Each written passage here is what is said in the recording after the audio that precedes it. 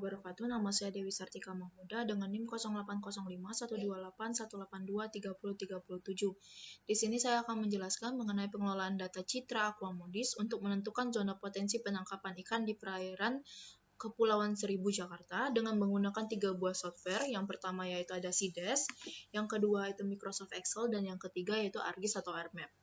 Baiklah, sebelum saya menjelaskan mengenai pengelolaan zona potensi penangkapan ikan, saya akan menjelaskan terlebih dahulu mengenai zona potensi penangkapan ikan.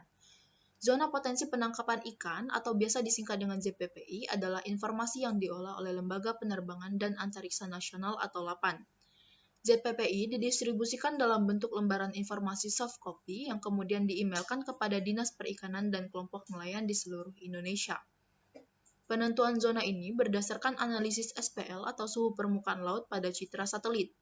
Citra satelit yang dipakai yaitu NOAA atau National Oceanic and Atmospheric Administration, sensor AVHRR atau Advanced Very High Resolution Radiometer, dan MODIS atau the Moderate Resolution Imaging Spectroradiometer, yang terdiri dari satelit Terra dan Aqua. Front thermal yang ditentukan dengan perubahan suhu yang tajam dengan gradien suhu minimal 0,5 derajat Celcius dalam jarak 3 km. Metode ini dimungkinkan untuk memprediksi potensi pelagis kecil seperti ikan lemuru, layang, kembung, tongkol, selar, bahkan hingga ikan tuna. Ada beberapa faktor yang mempengaruhi hubungan aplikasi sistem informasi geografis dengan potensi penangkapan ikan, diantaranya yaitu suhu dan klorofil A. Suhu sendiri adalah faktor penting dalam mengatur proses kehidupan dan penyebaran organisme. Dengan dapat melihat pola distribusi suhu permukaan laut, maka dapat diidentifikasi pula parameter laut lainnya seperti arus laut, upwelling, dan frown. Selanjutnya itu ada klorofil A. Klorofil A merupakan salah satu parameter yang sangat menentukan produktivitas primer di laut. Sebaran dan tinggi rendahnya konsentrasi klorofil A sangat terkait dengan kondisi oceanografi suatu perairan. Kandungan klorofil A dapat digunakan sebagai ukuran banyaknya fitoplankton pada suatu perairan yang dapat digunakan sebagai petunjuk produktivitas primer di perairan di laut. Di laut, sebaran klorofil A lebih tinggi konsentrasinya pada perairan pantai dan pesisir, serta rendahnya di perairan lepas pantai. Tinggi sebaran konsentrasi klorofil A di perairan pantai disebabkan karena adanya suplai nutrien dalam jumlah besar melalui run-off dari daratan, sedangkan rendahnya konsentrasi klorofil A di perairan lepas pantai karena tidak adanya suplai nutrien dari daratan secara langsung. Baiklah, untuk mengolah datanya, kita langsung saja membuka software CIDES. Setelah membuka software CIDES, klik menu File, lalu Open a Data File. Klik Open a Data File. Setelah itu, masukkan kedua data yang telah di-download di Ocean Color GSFC NASA Gov. Lalu Open Add Product.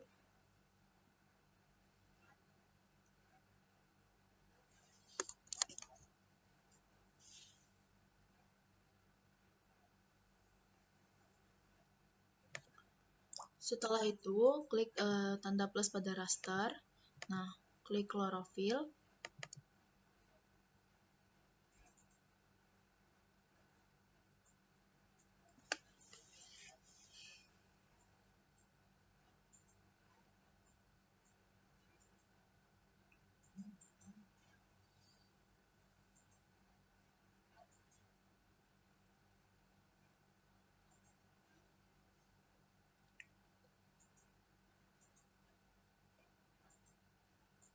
Setelah tampilan seperti ini, kita klik Show World Map Layer.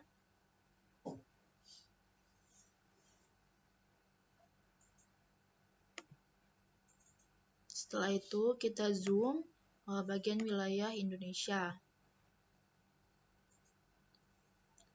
Setelah itu, kita zoom juga wilayah yang akan kita kaji. Terus berikan rectangle pada wilayah kajian kita.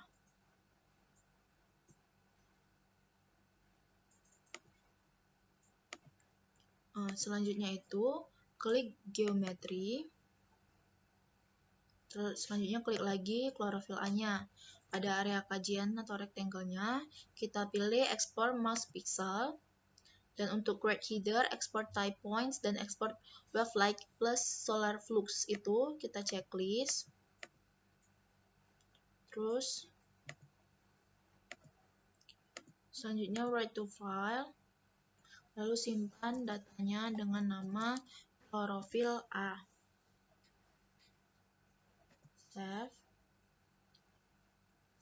Nah, setelah ini selesai, lakukan hal yang sama dengan SPL-nya.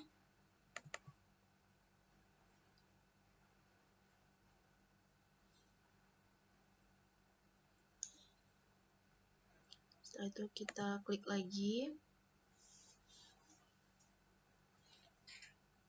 Kita zoom kembali wilayah Indonesia. Kita zoom juga wilayah kajian kita. Setelah itu kita rectangle wilayah kajian yang kita ambil. Setelah itu, selanjutnya klik geometrik dan kembali ke SST. Untuk pada layar itu kita export mask pixel. Lalu ini kita pilih jadi geometri. Oke. Ini checklist semua, lalu write to file. Kita kasih nama dengan SPL. Lalu save.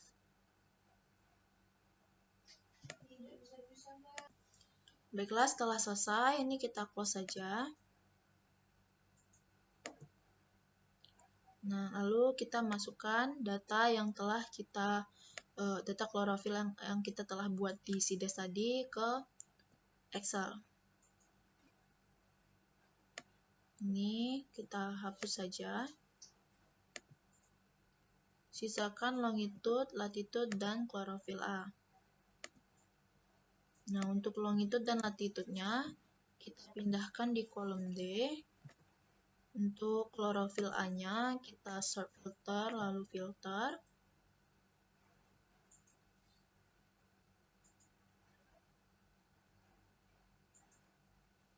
Setelah itu, kita unchecklist untuk select all. Dan pada none, kita checklist, lalu klik OK. Setelah itu, kita seret. Lalu kita delete row. Oke. Setelah itu kembali kita checklist select all-nya, lalu klik OK. Lalu kita simpan.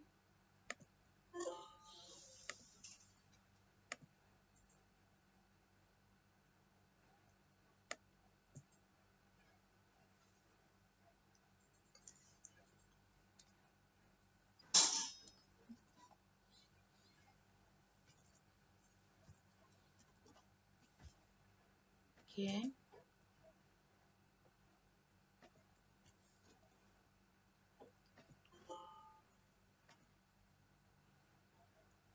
Selanjutnya itu untuk SPL-nya kita lakukan kegiatan yang sama. Kita masukkan, kita delete aja ini. Lalu kita delete yang pixel, sisakan longitude, latitude, sama SST. Seperti tadi, untuk bagian longitude dan latitude kita pindahkan ke kolom D. Bagian yang kolom T itu kita filter. Setelah di filter itu select all-nya kita unchecklist dan none. Terus OK. Tarik. Terus itu delete row. Terus select all kembali, terus OK. Terus seperti ini kita simpan.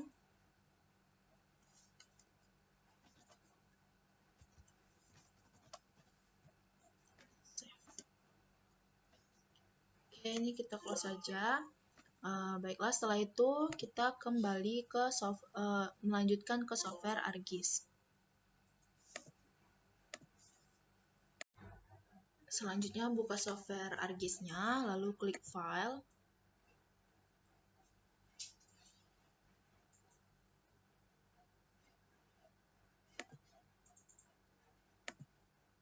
Terus pilih Add Data dan pilih Add XY Data.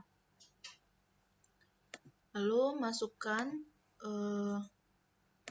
file yang telah diolah, yang file tipe TXT. Masukkan file dengan tipe yang TXT.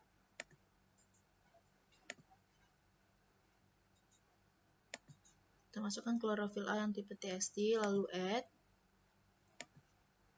Untuk zip file-nya kita pilih yang klorofil A. Terus kita gunakan WGS 1984, lalu klik OK.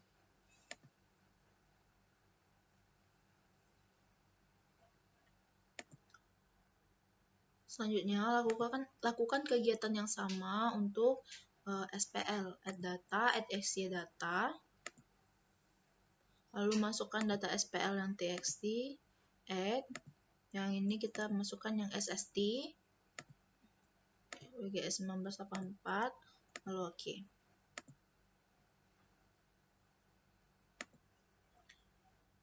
Selanjutnya, setelah tampilan seperti ini, pada SPL klik kanan, terus pilih data, export data, lalu kita kasih namanya SPL, save.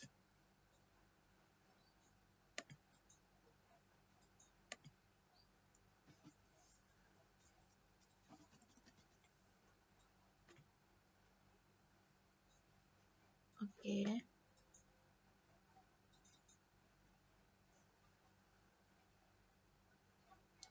Lalu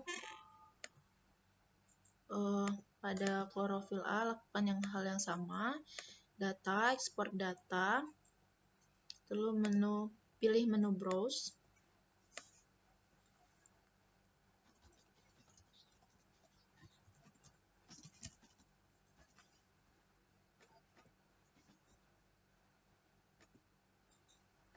Oke, save.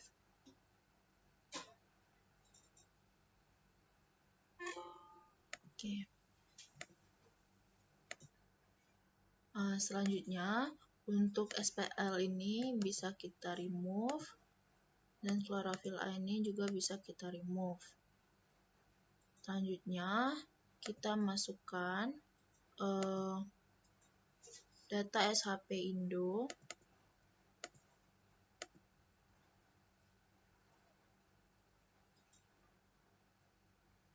Nah, setelah itu, kita rectangle wilayah yang akan kita kaji. Oke, selanjutnya kita klik rectangle pada wilayah yang akan dikaji.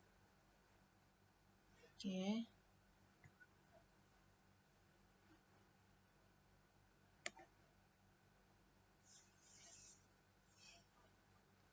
Setelah itu, pada layers, kita klik kanan, terus convert graphic to feature.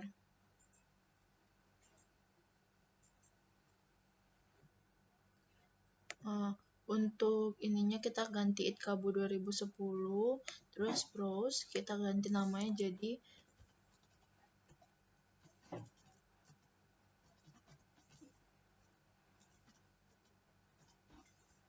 lalu kita save. Oke.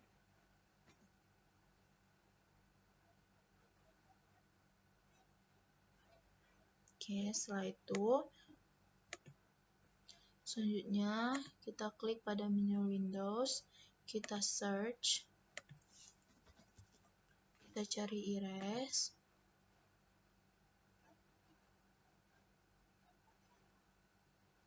Nah, kita pilih yang Iris Analysis Tools.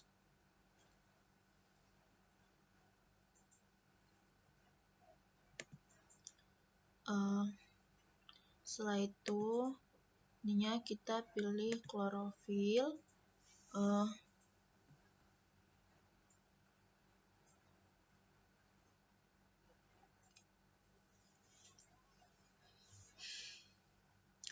Untuk input features, kita pilih area kajian. Oke, selanjutnya untuk input feature, kita pakai area kajian. Untuk erase feature-nya, kita pakai ITKABU 2010. Lalu kita browse dengan kasih nama itu area kajian. Save. Oke.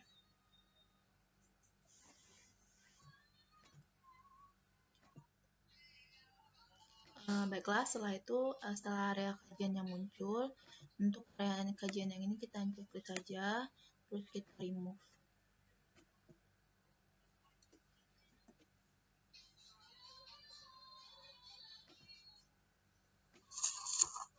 Selanjutnya, setelah seperti ini, kita Windows, search lagi, kita cari IDW.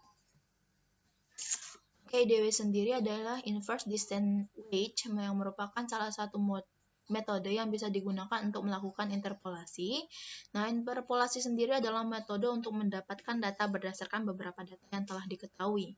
Metode IDW atau inverse distance wedge dikelompokkan dalam estimasi determinate, di mana interpolasi dilakukan berdasarkan perhitungan matematik. Hal ini menurut Pramono tahun 2008. Kita pilih yang IDW Spatial Analysis. Setelah itu, di input feature-nya, kita pilih environment. Terus pada processing extents-nya, kita pilih area kajian. Maksud saya, untuk extents-nya kita pilih MS area kajian, terus untuk raster analisisnya baru kita pilih area kajian. Terus oke. Setelah itu untuk input point feature-nya kita pilih chlorophyll A, lalu oke.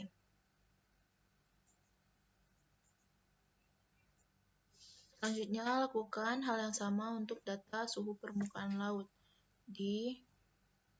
Kita pilih, kita cari IDW, kita pilih Spatial Analysis Tools.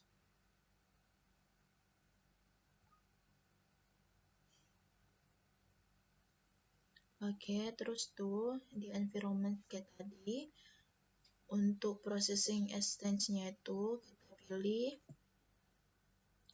pilih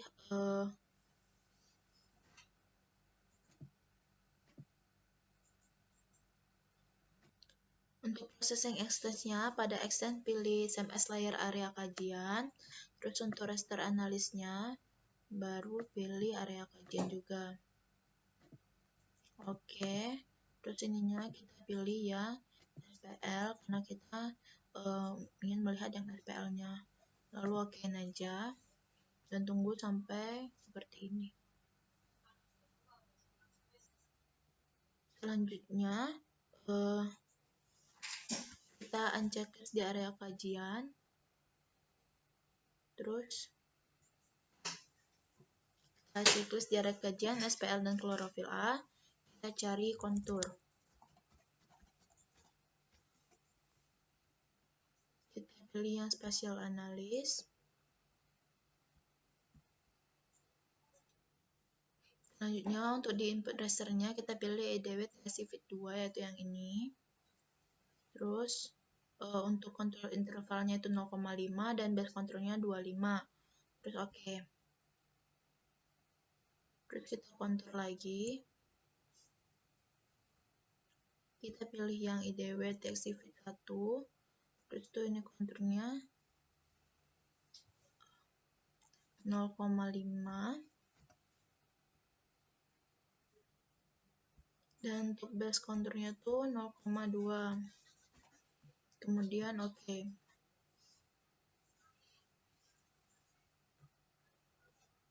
Kita tunggu loadingnya. Selanjutnya kita pilih itu menu editor, start edit.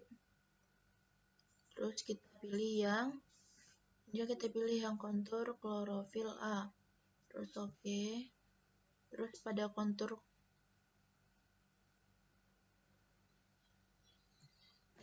klorofil A itu open attribute table.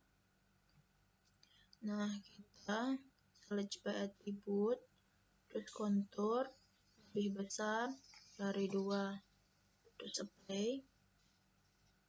Terus ini kita pilih delete selected. Nah, terus di sini editor, save edit, terus stop edit. Nah, setelah itu selesai, kita close saja. Lakukan hal yang sama untuk kontur SPL. Kita open attribute table, kita editor, start editing, itu kontur SPL, oke. Terus tuh select by attribute, kontur, terus tuh ininya untuk rumusnya tuh, nah untuknya tuh kontur lebih besar dari 2 karena suhunya 25 sampai 32 derajat Celcius. Lalu play. Kalau nggak ada yang harus dihapus ya close saja. Terus tuh editor, save edit, stop editing.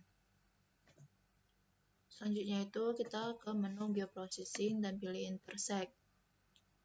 Untuk data inputnya itu kita pilih klorofil A sama kontur SPL.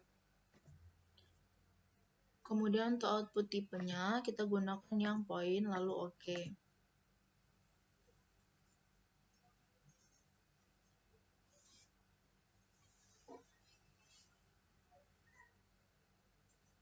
Oke, akan seperti ini tampilannya. Nah, titik-titik ini adalah potensi zona penangkapan ikannya. Untuk simbolnya bisa kita ubah.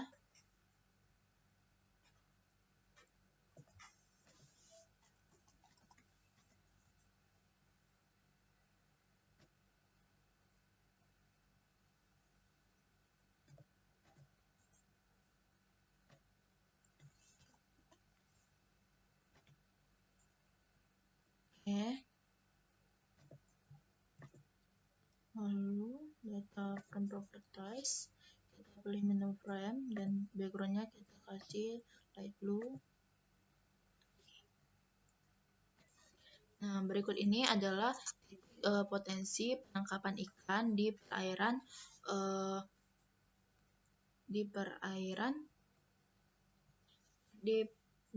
Kepulauan Seribu, Jakarta. Nah, ini saya sebelumnya juga akan menjelaskan terdapat beberapa jenis sensor satelit yang mampu melakukan observasi terhadap fenomena yang terjadi di permukaan bumi. Seperti yang saya bilang tadi, ada NOAA, ada MODIS, dan lain sebagainya. Untuk MODIS sendiri, Moderate Resolution Imaging Spectroradiometer adalah citra yang pasif dengan 490 detektor yang disusun dalam 36 spektrum panjang gelombang yang terbagi dalam spektrum inframerah dan cahaya tampak. Baiklah, demikian yang dapat saya sampaikan. Lebih dan kurangnya saya mohon maaf. Pada Allah saya mohon ampun. Saya akhiri, wabillahi taufiq wal hidayah. Wassalamualaikum warahmatullahi wabarakatuh.